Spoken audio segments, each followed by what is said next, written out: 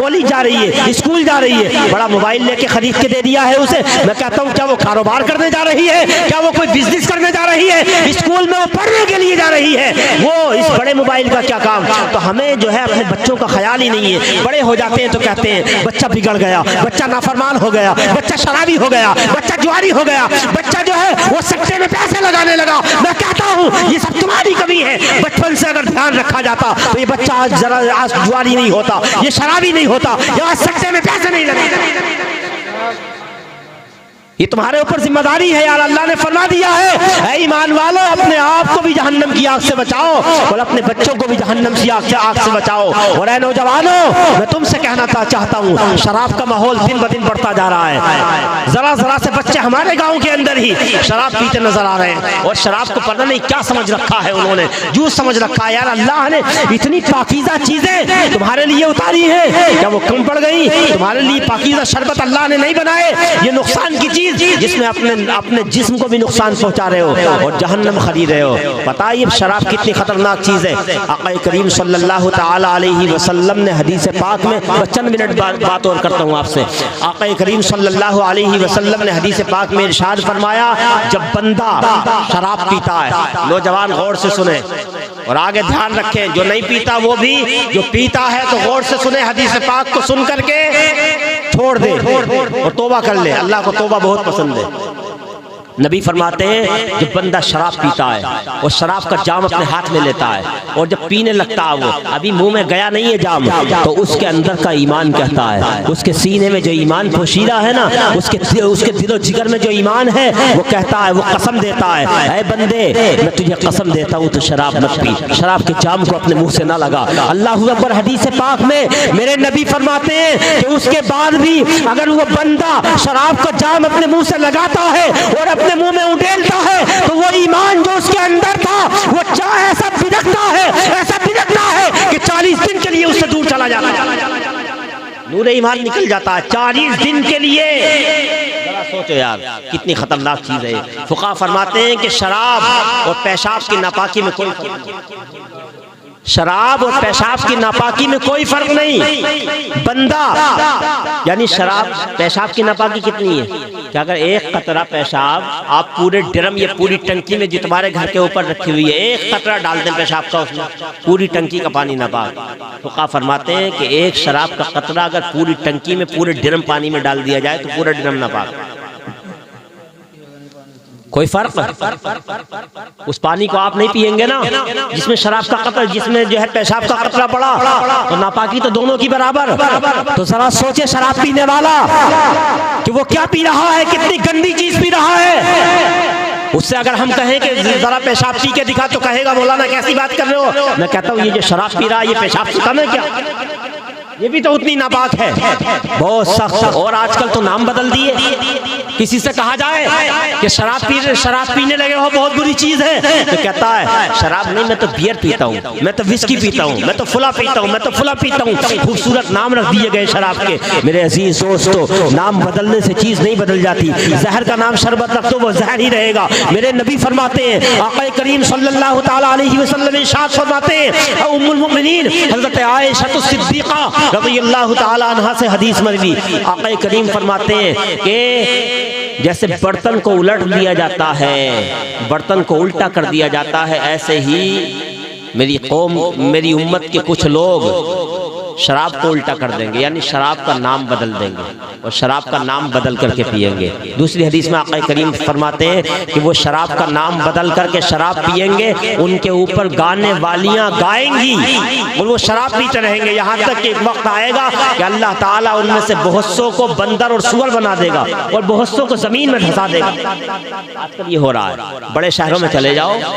तो बड़े शहरों में पार्टियों के नाम पे जो अय्याशी और बेहयाई और फहाशी का बाजार गर्म है कि होटलों में बाज़ाब्ता जो पार्टियां होती हैं उनमें शराबें पी जाती हैं, नौजवान लड़के नौजवान लड़कियां शराब पीती हैं और बाज़ाब्ता गाने वालियां उनके सरों पे गाती रहती हैं, गाने बजते रहते हैं, म्यूजिक बजता रहता है। यह हदीस पाक में आया।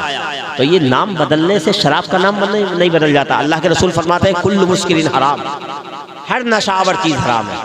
जो भी नशा लाए वो हराम है, चाहे आपने कुछ भी नाम रख दिया हो इसका, अगर नशा है उसके अंदर جس کی وجہ سے انسان کے چلنے میں پیر لڑکھڑا جاتے ہیں، تو یہ شراب کی منزل میں ہے اور یہ حرام ہے، بالکل حرام ہے یہ۔ ہر نشہ آور اور کوئی چیز زیادہ ہو، یعنی کوئی چیز حرام ہے تو ایسا نہیں ہے کہ وہ تھوڑی پیو تو حرام نہیں، زیادہ پیو تو حرام ہے۔ بعض لوگوں نے ابھی کسی صاحب نے کہا تھا کہ صاحب میں تو اتنی پیتا ہی نہیں کہ مجھے بہت زیادہ نشہ ہو جائے، میں تو تھوڑی پیتا ہوں جس سے کنٹرول کر سکوں، تو یہ حرام کیسے ہو جائے گی؟ میں نے کہا زہر تھوڑا کھا یا زیادہ کھا، زیادہ کھائے گا تو ایک بار میں مر جائے گا، تھوڑا تھوڑا لے گا تو ایک بار میں نہیں مرے گا، 4 مرتبہ یا 5 مرتبہ یا 10 مرتبہ میں مر جائے گا، لیکن یہ زہر زہر ہی رہے گا۔ ایسے ہی شراب تو تھوڑی پی یا زیادہ پی، یہ حرام حرام ہی رہے گی، حلال نہیں ہوگی۔ ہاں تو اس لیے ٹائم زیادہ ہو رہا ہے، میں آپ سے کہتا ہوں بچوں کی تربیت پہ دھیان دو، بچوں کو پڑھاؤ، بچوں کو پڑھاؤ، یہ پڑھانا بھی بہت ضروری ہے، دنیاوی تعلیم بھی پڑھاؤ، دینی تعلیم بھی پڑھاؤ، جو تعلیم قبر میں حشر میں کام آئے گی اسے پہلے پڑھاؤ تاکہ تمہارے بچے سچے اور پکے مسلمان بن جائیں۔ بچپن ہی سے بچوں پہ دھیان دو۔ بچپن میں بچہ روتا ہے تو آپ کیا کرتے ہیں؟ گانا لگا کے دے دیا موبائل میں۔ ارے یار کیوں اپنی قبر کی حشر کی زندگی کو برباد کر رہے ہو؟ حالانکہ بچے کو چھپایا جا سکتا ہے، موبائل میں دوسری چیزیں بھی تو ہیں، نعت لگا کے بھی دی جا سکتی ہے، قرآن کی تلاوت لگا کے بھی دی جا سکتی ہے۔ ارے بچے کا جو ذہن ہوتا ہے نا وہ کورے کاغذ کی طرح سے ہوتا ہے۔ کیسا ہوتا ہے؟ کورے کاغذ کی طرح، اس پر جو لکھ دیا جائے گا وہ امر ہو جائے گا۔ کورے کاغذ وہ بالکل صاف ستھرا ہے، اس پہ کچھ لکھا ہوا نہیں ہے، اور بچپن کے نقوش جو اس پہ مرتکش ہو گئے، جو چھپ گئے، وہ ہمیشہ رہتے ہیں۔ بچپن کا اثر جو ہے وہ بڑھاپے تک نہیں جاتا۔ اس لیے بچپن میں اگر آپ نے اسے گانے سنائے ہیں، آپ نے اسے فلمیں دکھائی ہیں، آپ نے اسے گندی ویڈیوز دکھائی ہیں، آپ نے اسے فلمی دنیا کی ڈنڈیاں دکھائی ہیں، تو اس کا ذہن ویسا ہی بنتا چلا جائے گا، وہ چیزیں اس کے دماغ سے کبھی ختم نہیں ہوں گی۔ اور بچپن میں اگر آپ نے اسے چھپانے کے لیے قرآن سنایا ہے، آپ نے اسے نعت رسول کے نغمے سنائے ہیں، آپ نے درود و سلام کے نغمے سنائے ہیں، تو اس کے دماغ میں یہی رہے گا، اس کے دماغ میں نعت رسول کا اثر چھپ جائے گا، نعت رسول کے نغموں کا اثر آ جائے گا، درود و سلام کے نغموں کا اثر آ جائے گا، قرآن کی تلاوت چھپ جائے گی۔ اب وہ بعد میں جب جوان ہوگا تب بھی وہ قرآن کو یاد کرے گا، نعت رسول کے نغموں کو یاد کرے گا، درود و سلام کے نغموں کو یاد کرے گا۔ اس لیے اپنے بچوں کے کورے کاغذ والے دماغ کو بچپن ہی سے دین کے کاموں میں لگا دو تاکہ وہ بچہ بڑے ہو کر فرما بردار بن، نافرمان نہ بنے بلکہ فرما بردار بنے۔ ہاں اس پہ دھیان دینا ضروری ہے۔ انہیں نچاؤ مت، ان سے الٹی سیدھی باتیں مت کہلواؤ، بلکہ بچپن میں سب سے پہلے ان سے کہلواؤ کیا؟ اللہ کا، اللہ کیا کہلواؤ؟ اللہ کہلواؤ، اللہ کا نام یاد کراؤ، اپنے نبی کا نام یاد کراؤ۔ حدیث پاک میں آتا ہے جس بچہ جب بولتا ہے سب سے پہلے، اگر سب سے پہلے جب بولنا شروع کیا بچے نے اور اس کی زبان سے اللہ نکل گیا تو اس کے ماں باپ کی مغفرت کر دی جاتی ہے۔ اتنی بڑی بات ہے، مغفرت کر دی جاتی ہے ماں باپ کی۔ تو یار یہ کہلواؤ، اور خود بھی گناہوں کو چھوڑو، بچوں سے بھی گناہوں کو چھوڑواؤ، اس لیے کہ بچے جیسا دیکھتے ہیں ویسے کرتے ہیں۔ ماں باپ کو لڑتا ہوا دیکھیں گے تو وہ بھی لڑیں گے، ماں باپ کو جو ہے گناہ کے کام کرتا ہوا دیکھیں گے تو وہ بھی ویسے ہی کریں گے۔ اور یار یہ دنیا تو بالکل آخر میں بس 2-4 منٹ گفتگو کروں گا، یہ دنیا فانی ہے، اس دنیا سے ہمیں جانا ہے، اللہ نے دنیا میں بھیج دیا۔ انسان کی زندگی کیا ہے؟ انسان کی زندگی ایک کتاب ہے۔ ایک مثال دوں، انسان کی زندگی ایک کتاب ہے جس کے پہلے صفحے پر پیدائش لکھ دی گئی ہے۔ کیا؟ پہلے صفحے پر پیدائش اور آخری صفحے پر موت، بیچ کے صفحات خالی ہے۔ یہ آپ کے لیے چھوڑ دیے گئے کہ آپ اس میں کیا لکھوائیں گے، بیچ کے صفحات کو آپ کیا بھریں گے، اس میں نمازیں بھریں گے، روزے بھریں گے، زکوٰۃ بھریں گے، کیا کیا بھریں گے آپ ان میں۔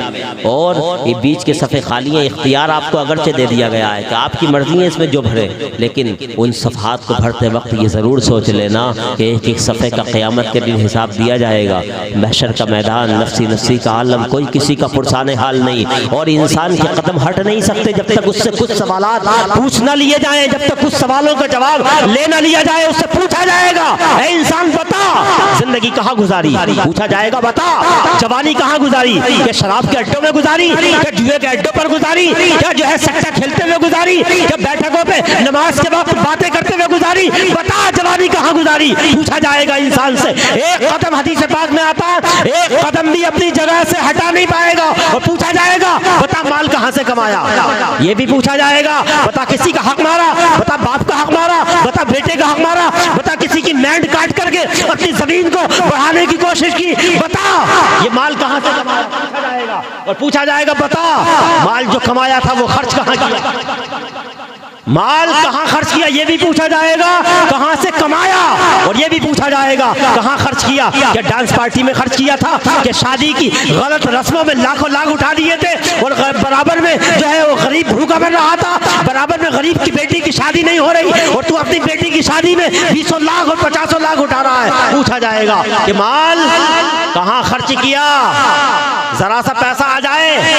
آج کل ابھی شہر دیہاتوں میں یہ بات نہیں آئی لیکن میں نے ابھی ایک صاحب کو دیکھا شہر میں تھوڑے سے مالدار ہو گئے تو اپنی بیٹیوں کو گھمانے کے لیے لے کے گئے جو ہے بہت بڑے پارک میں. اللہ اکبر اتنا گندا پارک. یہ پارکوں میں جو آج کل گھومنے جاتے ہیں نا لڑکی لڑکے اور نینی تال میں پتا کیا نظارے ہوتے ہیں کوئی حیادار انسان دیکھ نہیں سکتا. ایسے نظارے ہوتے ہیں وہاں پر.